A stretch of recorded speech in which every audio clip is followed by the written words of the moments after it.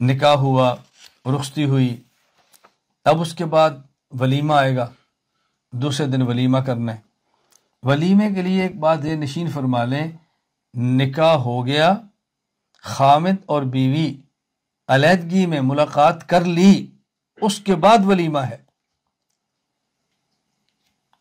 ہمارے ہاں جو آج کل رواج ہے کہ بس اوقات ایک بہن کا اور ایک بھائی کا نکاح ہے، یعنی آج بھائی نے جانا ہے لینے کے لیے اور کل دوسروں نے آنا ہے بہن کو لینے کے لیے، تو لوگ کیا کریں گے کہ جس دن بھائی کا نکاح ہے اس دن ولیمہ دونوں رکھ لیں گے، یعنی اگلے کے نکاح سے پہلے ولیمہ۔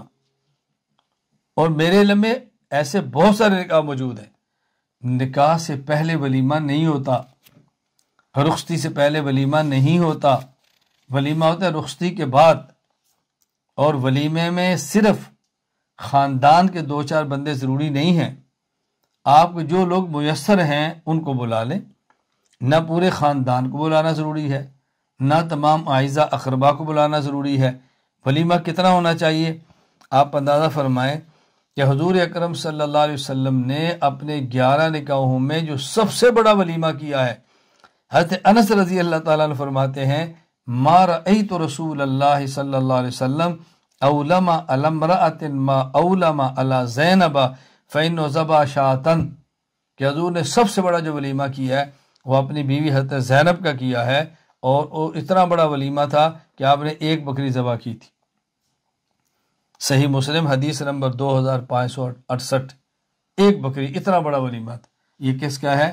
سرور کونین صلی اللہ علیہ وسلم، سید الجن والانس کا، سید الانبیاء کا، محبوب ملائکہ، محبوب انس کا اور محبوب خدا کا ولیمہ ہے، اور ایک بکری ذبح ہو رہی۔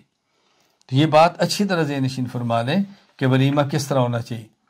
اور بدترین ولیمہ جس کو رسول اکرم صلی اللہ علیہ وسلم نے خود فرمایا، صحیح بخاری حدیث نمبر 5177 ہے، حضرت ابو ہریرہ رضی اللہ تعالیٰ عنہ فرماتے ہیں رسول اللہ صلی اللہ علیہ وسلم فرمایا شر الطعام طعام الولیمہ یدعا لها الاغنیاء ویترک الفقراء، بدترین ولیمے کا وہ کھانا ہے کہ جس میں مالداروں کو بلایا جائے اور اس موقع پر غریبوں کو چھوڑ دیا جائے۔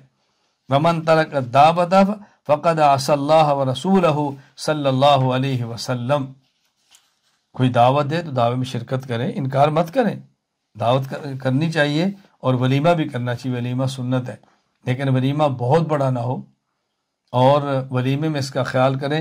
اگر کوئی ولیمہ بڑا کر لے تو گناہ اور ناجائز نہیں ہے، مزاج شریعت کے خلاف ہے۔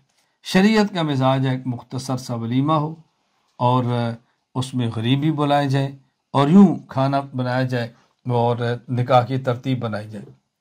اللہ تعالی ہم سب کو سنت کے مطابق نکاح کرنے کی توفیق عطا فرمائے۔